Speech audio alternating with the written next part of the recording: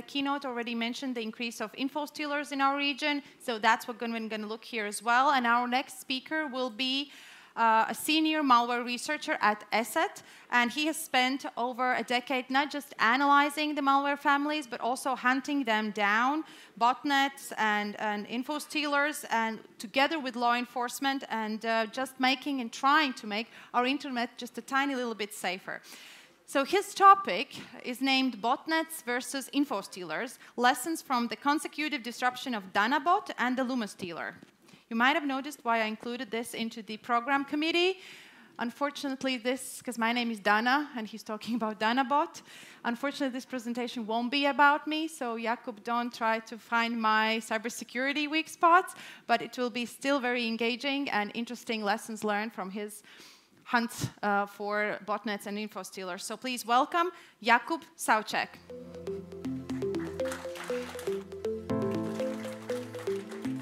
Thanks for the intro. Considering what we are talking about, you should be really happy that you are not part of that presentation. Anyway, botnets versus info stealers. Isn't it all just malware? Does it really matter to make the differences? I will do my best to persuade you that the answer to that question is that we absolutely should do the differences, and it matters a lot. And one other thing I will comment on this, I say consecutive disruptions. Well, they were not really coordinated. They just both, they even started at different times, but they just both culminated in the same week for us. So there was a day delay between the publications of those two, which, to be honest, I just want to do a highlight for the PR departments, who are often a little bit overlooked in this whole disruption process, because handling that on the PR side, well, it's not the easiest thing to do. I think I was sufficiently introduced, so let's skip that and get to the juicy stuff, shall we? Let's start with overviewing the two malware families that we will be talking about. I promise I will not be too technical. So, Danabot launched in around 2018. That was the big botnet era of banking Trojans. So this sort of shaped how the bot is. It has a full support of basically all the features that you can think of, including web injects, which were very popular at the time. Luma Stealer came around about 4 years later. Both of them are malware as a service. For the context of the presentation, just the terminology to get it out of the way. In malware as a service, we will be essentially talking of two different entities. One are called the operators. Those are the ones who essentially run the show. They run the platform, they sell the stuff, and then they are the affiliates, which are essentially the customers. They are the ones who are actually doing something with the malware that they buy or rent.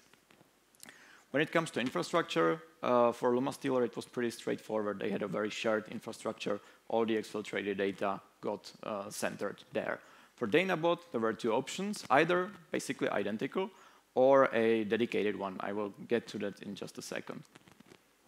The difference is also in what are the targets of those families. For Luma, as a typical info stealer, it's pretty straightforward. It goes for data theft, and that's it.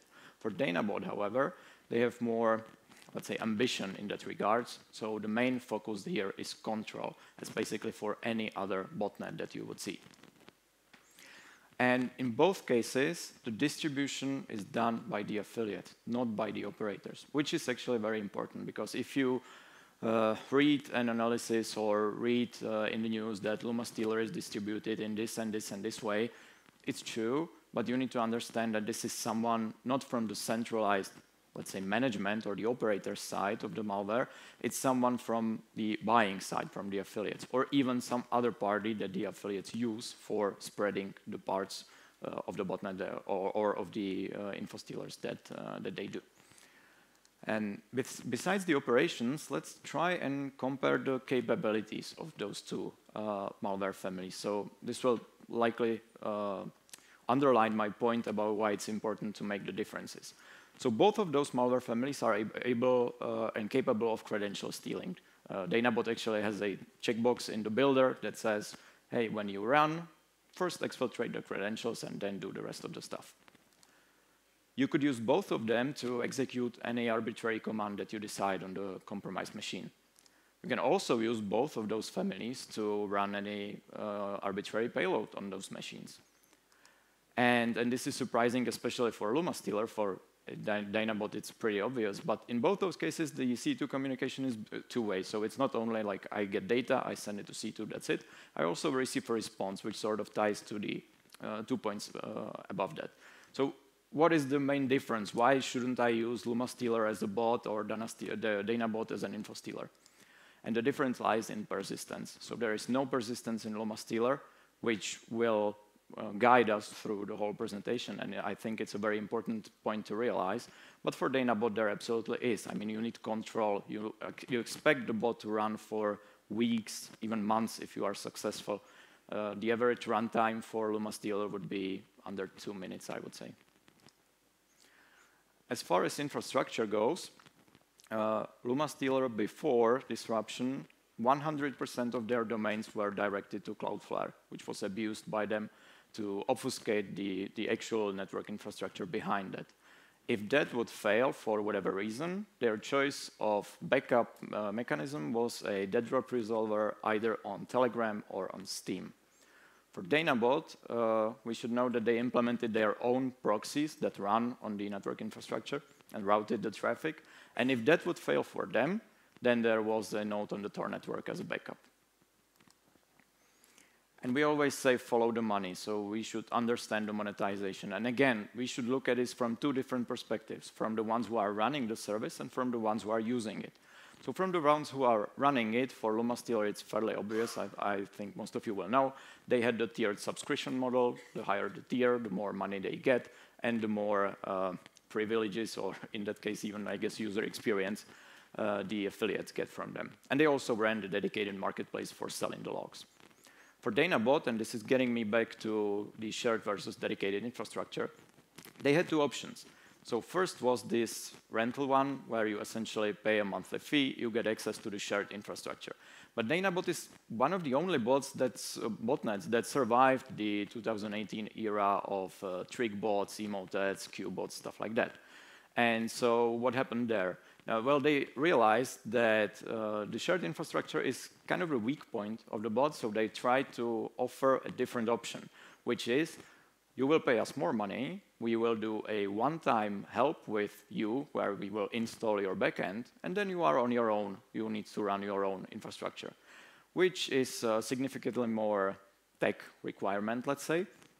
And so even though this was supposed to be this lucrative action based on ESET's data, it seems like there were less than 10 groups that were using this option. The majority went for the shared one, and even some of the dedicated parts of the infrastructure overall were disrupted by the disruption that happened.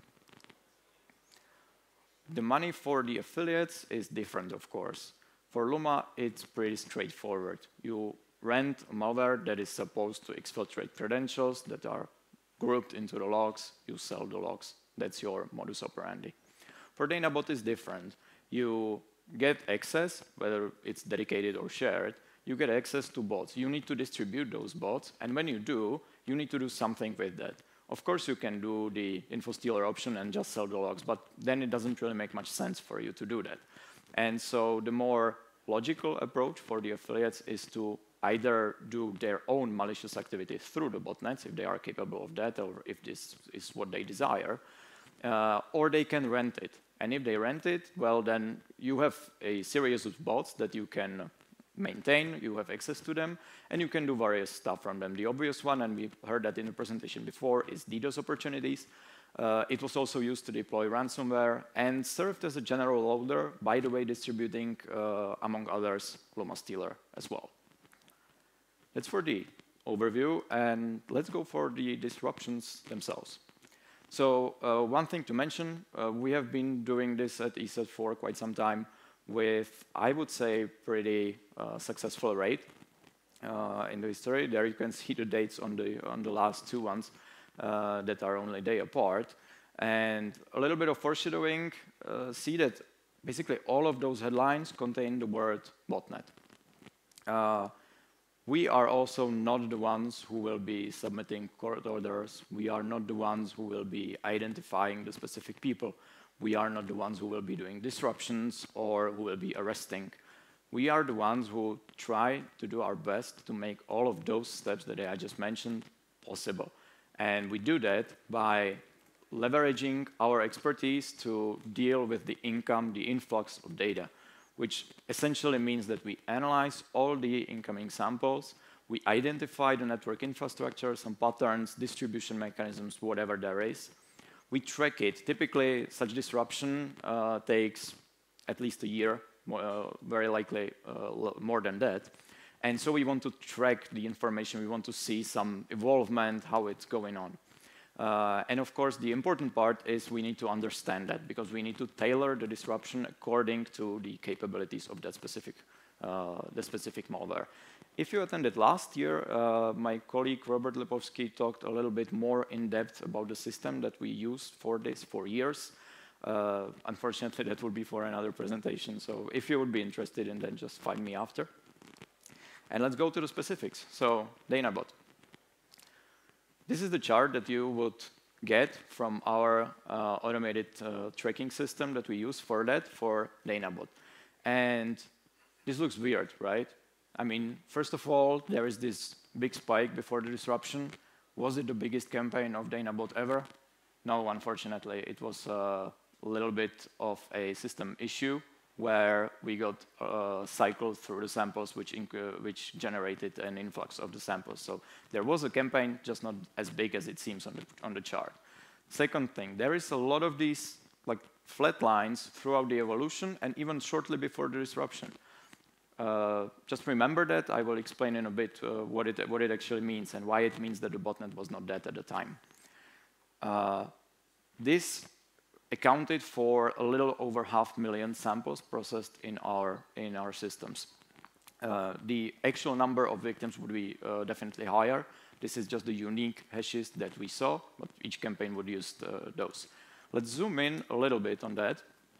So this looks like not much happened, but this whole thing, which accounts for 5 months, accounts for 79 samples, which is close to nothing compared to the lifetime of Danabot. And the other thing is, since the disruption, I don't have a chart for that, so you'll have to take my word, but since the disruption, none of the network infrastructure is alive. So even though there are some samples somewhere running in the wild, there is no way for them to actually do any harm. There is no control mechanism. And let's look at how that looked in the communication part, let's say. I mean, it's not our main focus, but especially when it comes to disruptions, it sort of makes sense to look into that. And so on the 2nd of May, shortly before the disruption was announced, there was this announcement. Someone was asking whether Danabot is still running, and the operator said, yeah, actually, we have new updates coming in a little while. Then the update was the disruption. And then, only 3 days after it was released, the affiliates got denied their access to the money, which is all they are for, or all they are in for. So they were asking, like, where are our money? Like, what are you doing with it? And they even opened some disputes for them on the forums. And the response for the Danabot operators was nothing. For 1, 2, 3, even 4 months. And then on September 11th, they replied, what are you talking about? We are running. Everything is fine. Nothing happened. So this pattern of like long months of silence is what we see with basically all the disruptions. Even if they try some sort of comeback, they need to themselves realize, and they don't like to admit it, they need to realize like what is going on and how they actually need to react to what is happening. And so despite them claiming everything is fine, despite us seeing less than 10 samples per week or something like that, Danabot is done for. And just to demonstrate and to underline the point, one of the points I'm trying to make about the differences between the malware types. So imagine that this is your shared infrastructure and you are running a botnet. Over the time, you were able to compromise some machines over the world, and this is essentially what you have. And in a regular day, some of those machines will be offline, some of them will be online, not all of them will be communicating at the same time, but essentially this is what you have. And this works even if you do absolutely no new distribution. Unless the number of bots get cleaned, discovered, remediated, anyhow destroyed, you still have control over them. And you don't need to do more distribution. So if you are fine with the numbers, there is absolutely no need for you to do any activity publicly on the sample side, which is essentially what you saw in those quiet flatline periods. So yes, there were no new samples, but that doesn't mean that the botnet didn't work at the time. And if you go for a disruption of a botnet, it may very, very simply looked at like this. Over the time where we disrupt, all of the connected bots, they get lost. If we, that would get us into way too specifics, but let's say that there is no backup mechanism or it was contained as well, then even though that your machines would still be infected, they would not be able to connect back to the C2 server, and you lost everything. When you run a botnet as an operator, everything you have are the bots. Once you lose them, you are done for. Rebuilding such infrastructure takes months, more likely years, for you to recover, which is one of the main reasons why the disruptions, again, Trickbot and Qbot and Emotet and all of those botnets that you saw in the newspaper headlines were successful, because this is where it really hits them and it's near impossible to recover from. Let's go for Luma. This looks horrible, right? I mean, the disruption, if I wouldn't put a line there, you wouldn't see the disruption. And if you look at the close-up, it looks even more horrible. So what happened there? Well, we were confused as anyone else, and I think that the public coverage of the disruption sort of underlined that, because nobody really knew what is going on with this. You also see some signs of improvement with the increased flatline near, well, today. But I'm just going to say it right there. Like, even now, we don't know if Luma will recover or not. It is still under observation at this point, let's say, and there are still options today. But this disruption is, in my opinion, one of the craziest one that I saw. Like, with this rapid development, it's insane. But let's take a different look then on the number of incoming samples, shall we? Because this looks bad. So what actually happened? And this looks significantly better, even though it may not at the first time. But the thing is that what you see on the left side of the disruption, this is essentially how it's been going on for the whole life of Luma Stealer. So what you see there is the number of new unique CNC domains that we saw each day in our automated tracking systems. And then there is this, which is immediately, I like to call this what the hell just happened moment, because they need to realize that something is up. They lost 90% of their domains in a day, which shouldn't happen for them, obviously.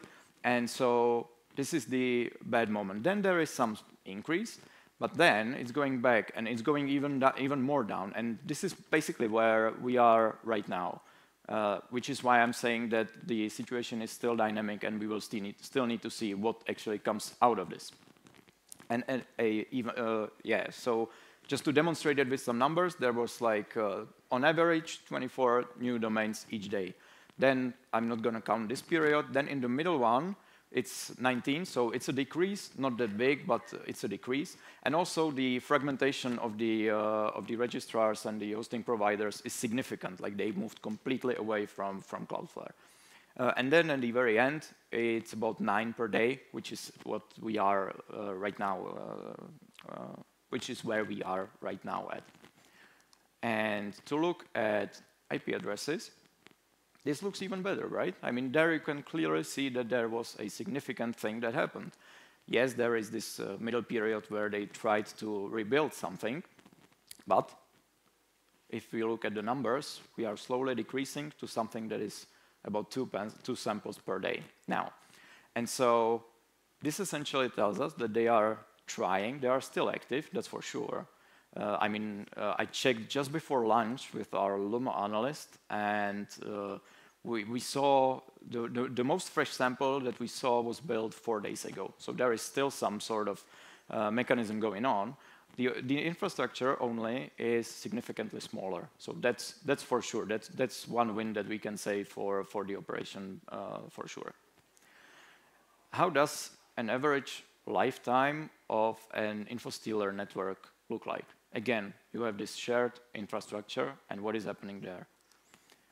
You get some machines that get infected, they exfiltrate the data, and they are gone. And this is the main difference. This is why I say that the persistence is so important. Because now, this is what, if we would see a period like for Dynabot that we did, where no new samples are being distributed, then essentially no new credentials are being exfiltrated by Luma. So their modus operandi doesn't work at that moment. So anytime we would see a flat line of samples for an InfoStealer, now that is a very good sign, because that means that something bad happened for the ones who are running it. And now imagine that you come to this and you want to disrupt the infrastructure. So you take down the domains, you get rid of those. It works, but the thing is, no machines are connected to that infrastructure at the point. And so you don't really remediate the threat in that regard. When you are running an InfoStealer, you are relying on the fact that you will constantly be distributing that to new victims to keep your influx of new credentials coming in. And so this is one of the main reasons why recovering from a disruption of an InfoStealer is significantly higher than for a botnet, which I think played a crucial role in the Luma operation. But nothing can be too easy, so let's not stop at that and see one of the possible reasons why Luma was not more active than we would have anticipated with the increased influx of samples, which is that someone on the darknet decided to start doxing them. So now we have these internal cyber criminal disputes where someone with a significantly vulgar language is doing the doxing of the supposed masterminds behind LumaStealer. There is these daily countdowns, and of course none of this information is actually verified, but someone is trying this. And also on the underground you see that, as we say, like there is no honor among thieves, right? So immediately the rivals, they try to persuade the affiliates to switch for their InfoStealer because they are better at resisting, and so on. And this is essentially where we are right now. So let's conclude what we saw. The persistence, I think, plays a very key role, which is why the botnet disruptions are tending to be more successful than the InfoStealer ones. It doesn't mean that we cannot disrupt an InfoStealer. It was done with Redline very, very effectively and efficiently. I just think that it is a harsh reality that doing such a thing is significantly harder for InfoStealers than for botnets. Also, I think it was said in one of the presentations in the first blog here, like we cannot get immediate answers for these. It takes time. Sometimes, I mean, for Luma, we are half a year later, and we still cannot say whether the disruption was successful or not. We can say what worked, we can say what likely didn't, but whether they will survive it in the end, we still don't know. And a lot of factors play a role in that decision. We really shouldn't underestimate the damage to the brand of the malware. This is maybe even more seen on the ransomware scene. I mean, if you disrupt the operators, it's such a huge damage to the brand that they just cannot survive it. They just can't. With the fragile trust that there is in the cybercriminal ecosystem, this is such a huge hit that it typically means game over. Let's see whether this happens for Luma. I mean, the brand damage is obviously there. First, they were disrupted. They were written about being disrupted. And there is the doxing campaign, which, like, these three things combined, it's significant. But let's see how that goes further. And the final point, I don't really have a solution for that, but I think it's an interesting path to at least consider. Often when we are disrupting something, we are focusing on the leadership of the ones who maintain the operation, with the hope that with disrupting the central leadership, let's say, it will die away. The issue is that with the as a service, whether it is malware or ransomware, we see that sometimes sooner, sometimes later, but always the affiliates find a new target. And so they move and move and move. And actually we, even if we would, which unfortunately we didn't have time to, but if we would examine the frequency of different affiliate IDs in the observed Luma stealer samples, like they are not all equal at all. There are like 5 of them which are very, very successful, very active, and then there is a bunch who are just trying to get it done, and most of them don't even succeed.